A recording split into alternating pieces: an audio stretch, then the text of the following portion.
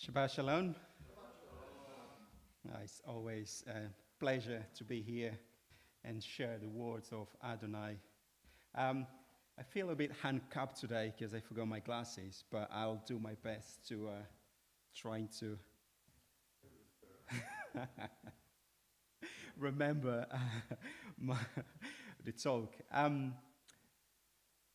This week's Torah portion, Parashat Haazinu, hear or give here, which is entirely made up of the song of Moshe. We read from Devarim 32, 1 to 52, Torah portion, half Torah, Samuel 1, 1 to 14, and Messianic writings 12, 14 to 21. The Torah Haazinu is basically a continuation of Ve'elech Parasha, which we went through last Shabbat, which concluded with Moshe looking forward and foreseeing that at some point Israel will turn away from their covenant with God, and causing him to hide his face from them. Still, Moshe promised the words of the Torah will not be forgotten out of the mouths of Israelite descendants. We also read about Moshe transferring his leadership to the next generation, passing the baton to Joshua. As continuation this week, Moshe gives the Israelites the song of Moshe, which describes the Israel's sin, prophecies, punishments, and promise of God's deliverance. Shabbat Haazinu takes us to the highest of Jewish faith. In the past months, when you look back, the whole unfolding of Moshe from Egypt to the 40 years on wilderness. Read about him teaching the Israelites about their history, their destiny, what is to come, the challenges ahead. Remember Moshe, after his encounter with God, bring those tablets with laws, the commandments, which would make the Israelites a people bound in a covenant with God. Moreover, Moshe renewed the covenants and then handed it his leadership. We see that transition, to the next generation. And in his final, actions in his last days was perhaps,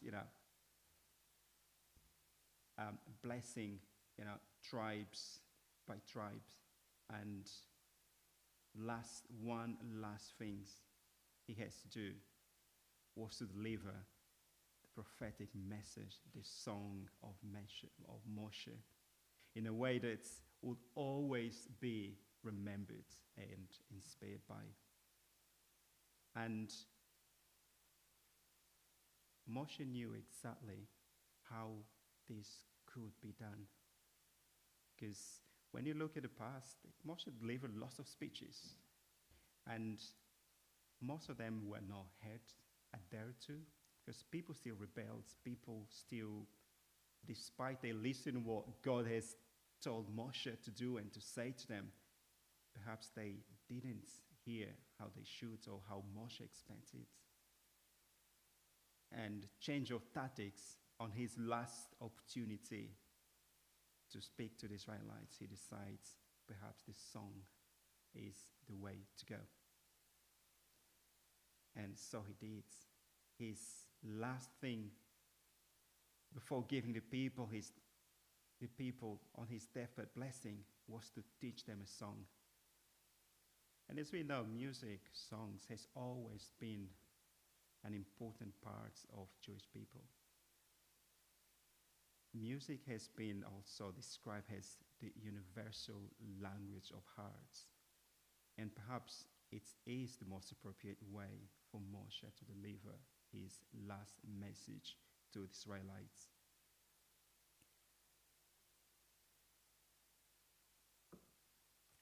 While I was preparing to this parasha, one of the things I came across is a saying. Wasn't entirely sure whether it's a Jewish saying or not, but it says, if two people talk at the same time, neither hears or understands the other.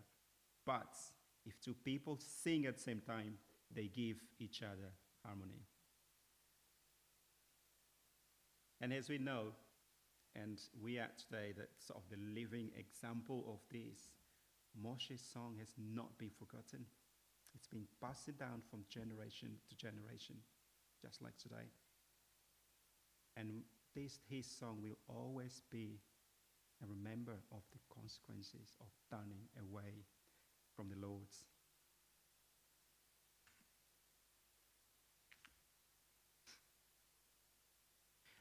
And while I was reading the parasha and reading a few books and look things online and so on, one thing it really, it raised my mind from the beginning. Why, as I mentioned earlier, throughout Moshe's speech, has always been a sort of, gather the Israelites, let's talk about it, that's the new commandment, you should do, you shouldn't, this is where you need to go, that's what you need to do.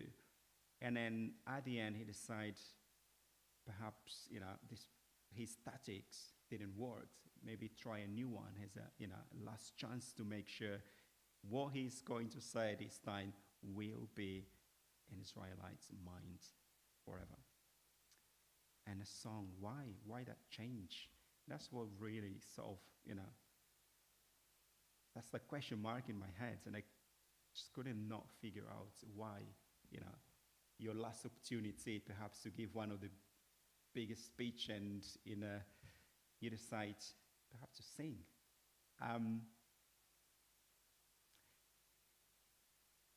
And one thing that really came to mind is, perhaps it's more in sort of memory of people with kids, it's fresh in your memory. When you have babies, the first thing you do, you don't talk to your baby as you talk to adults. There's that kind of singing tone you use to talk to babies. And one of the things they do is sing to babies. You sing. Although you don't really know if they understand the music, you sing the words, and of course they cannot put a single word together. But what we do is we sing to kids. And I say, at my age, still young, 18, I still remember these songs. These songs from my early age. Perhaps around 2, 3, 4, 5. And I believe everyone here, that's the same. We remember the kids' song, and these days all the rhymes, the wheels on the bus, and so on. And things that really came to mind, I remember once I was downstairs in the house, and Scarlett was upstairs singing. And she was saying, and I couldn't understand what he was trying to sing. The he, ooh, you are, and that was Scarlett. Ezra too. And this, put all this together, make me feel like there is a point here. When we hear a music or song, we tend to store it in a different part of the brain that keeps it forever and ever. Hence, Moshe perhaps knew that is the way to get that message into Israelites. And if we go back to to the music thing, most of us remember the kids' song. But if the answer is, do you remember the same thing your mom and dad told you at the same age you learn, the kids' song? Perhaps the answer will be, not really. And this literally was the conclusion, right? Song is the way to go. And I was actually planning to deliver my talk today in songs, but I can't sing. Hence, I gave up on the idea.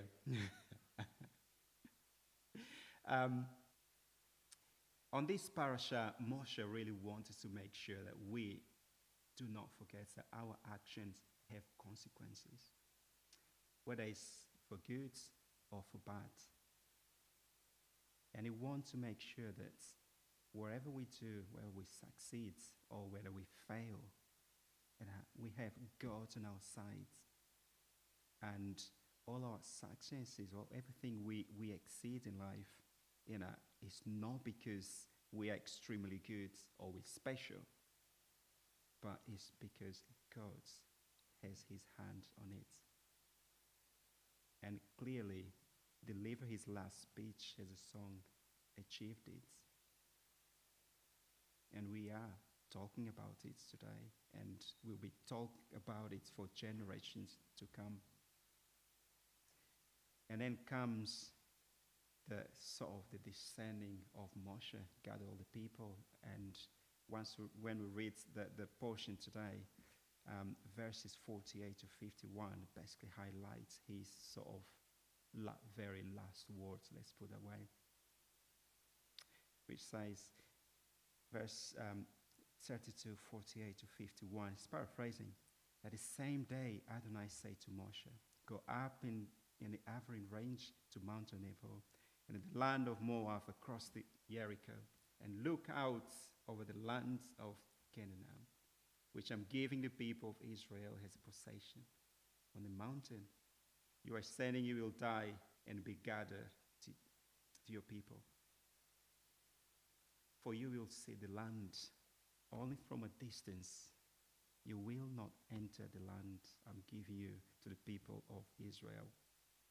So this is the words basically concluding, the sort of the final words of a greatest man, and that will and always be remembered in Jewish faith. Moshe, as we remember, was the leader that led Israelites for 40 years in the desert, liberating them from oppression in Egypt. He's the man who gave the commandments and the laws to the Israelites. The man who broke the slaves into freedom and transformed that collective of an individual into a nation which has a covenant with Adonai. We see Moshe as the mediator between God and the Israelites. Moshe was the one, the commandment giver, the one that fought for them when they sinned, the one that prayed with them for divine forgiveness. Moshe has his heart broken when the Israelites repeatedly rebelled against him and God's commandments.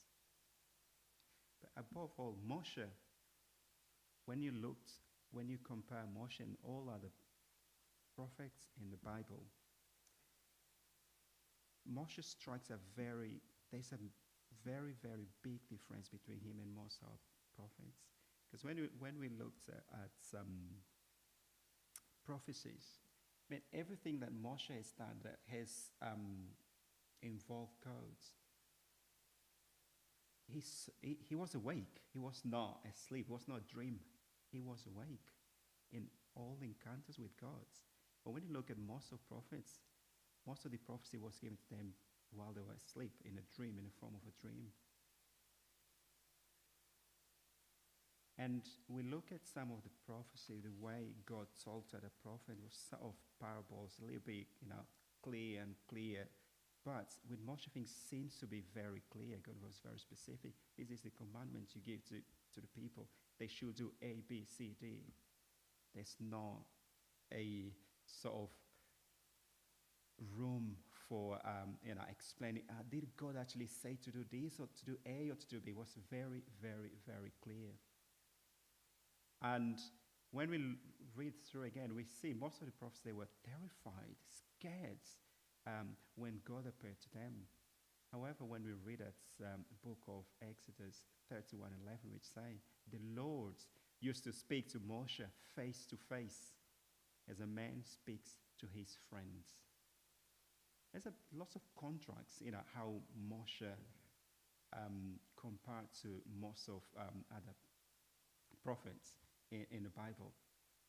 And one of the things is, I found it very encouraging, I suppose, in a way, is how Moshe is presented in the Torah. He's just, it's a simple, mere human being, with all weaknesses. We see him losing his temper, just like we do. We see him losing his faith with the people he was called on to lead. And he was not given a merit, nor a higher status for achieving what he was called for. Perhaps if he would live amongst us today, he could be given an MBE or a peerage and become Sir Lord Moshe. And that is one of the area when you look around, most of religions and so on. Perhaps, Moshe will be a saint.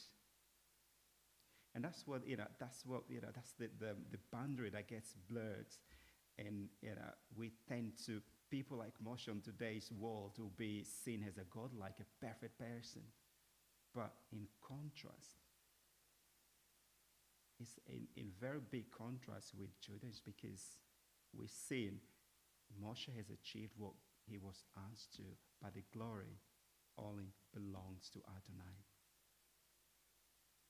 He was sort of the vehicle to deliver what God wants to do, but not to be seen as a God.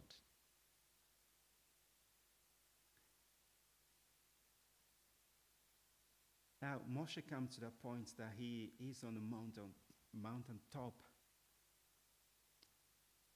and he knew that he will not go to the promised land.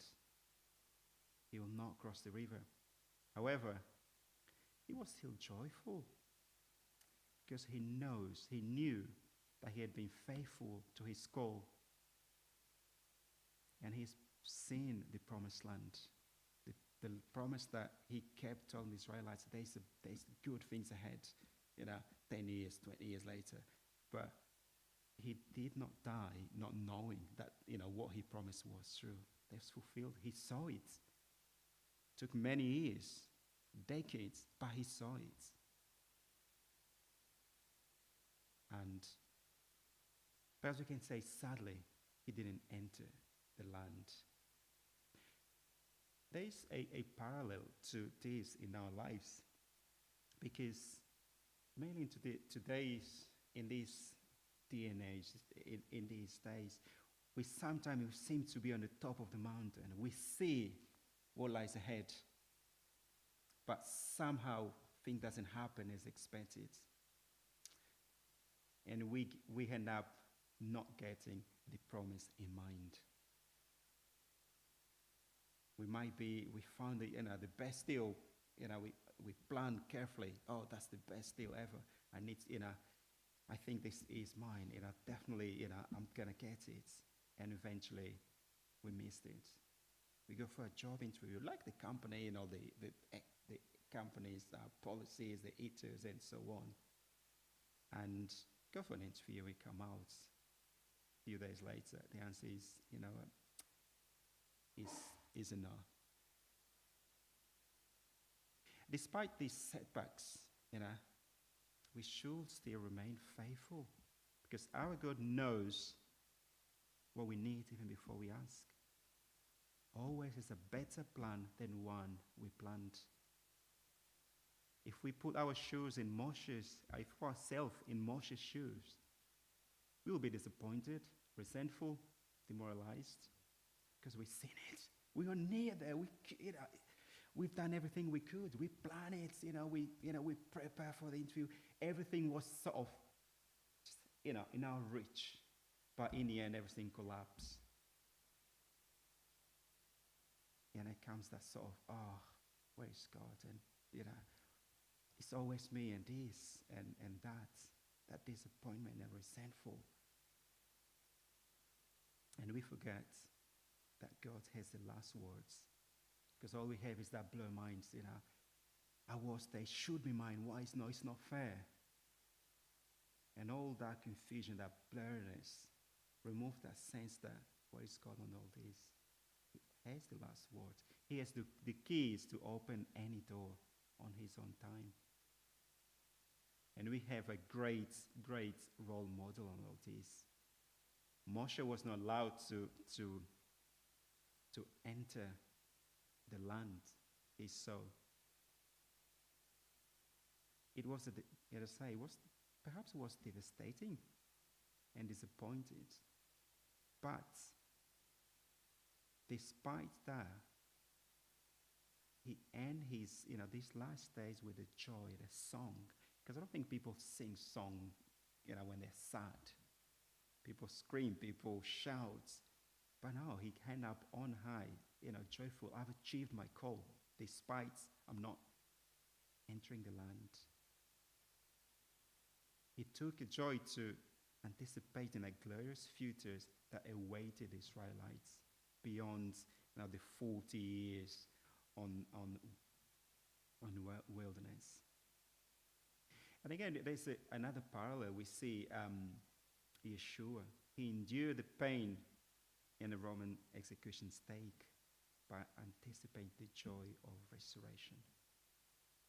A sense of faith-filled anticipation should also be part of our lives. We too can find a joy in this life, even when our expectations are not met and our outcomes fell short of our heart's desire. I suppose we can do this not only by anticipating the great things that God will do in this world and next, but also things that He has prepared for us in eternity.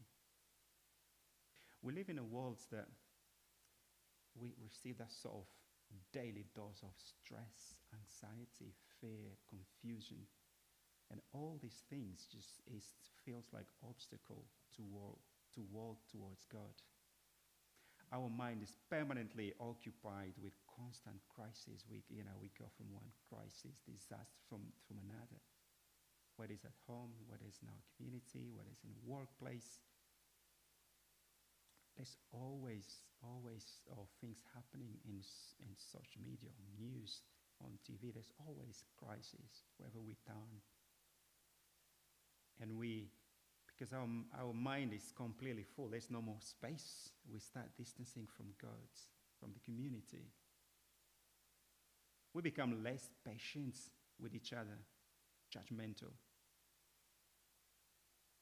And the whole world is wrong but us. This is the state that the enemy wants us to be, the state of confusion, bitterness, division. Because the enemy knows if he can create that confusion, divides, he can conquer us. It's easier that way.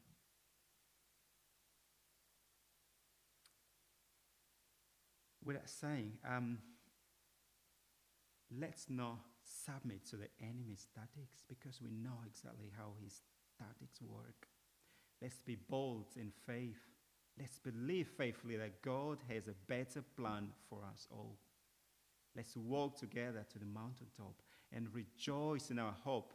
Be patient in our troubles and continue steadfastly in prayer, just as we read on Messianic writing today. Because, as it says in 1 Corinthians 2:9, no eyes has seen, no ears has heard, no mind has imagined what God has prepared for those who love Him. We don't know what lies ahead. We don't know what tomorrow will bring. We only worry about today. We think we know what's happening tomorrow, next month. We don't. We simply don't. Let's praise the God that goes ahead of us and prepare a way. The God that promised He would not let us walk alone ever again.